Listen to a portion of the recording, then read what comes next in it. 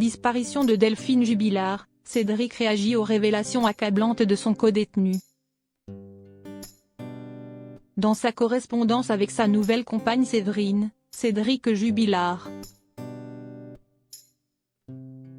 actuellement incarcéré pour homicide volontaire, entend remettre les choses au clair. 2 lettres dont la dépêche a pu avoir accès et dans lesquelles le suspect numéro 1 de la disparition de sa femme Delphine charge le codétenu avec qui il avait discuté en prison.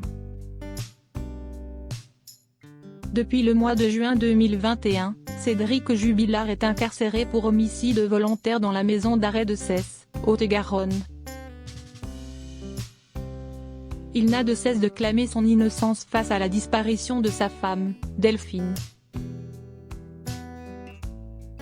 Infirmière de 33 ans et mère de leurs 2 enfants qui a disparu dans la nuit du 15 au 16 décembre 2021. Dans cet établissement, le peintre plaquiste a côtoyé un homme à qui il se serait confié. À présent et dans 2 lettres récentes envoyées à sa nouvelle compagne Séverine, il regrette ces déclarations faites à son ex-voisin de cellule, indique la dépêche. Pour le mari de Delphine Jubilard, les déclarations qu'il aurait faites à son codétenu ne sont que des conneries. Rapporte la dépêche qui a eu accès aux lettres que le principal suspect de l'affaire a écrites à sa nouvelle compagne. Dans cette correspondance manuscrite, il affirme dévoiler en toute honnêteté sa vérité. Alors que d'importantes recherches pour trouver des indices sous la dépouille de sa femme, ont actuellement lieu. Notamment près d'une ferme qui a brûlé l'année passée.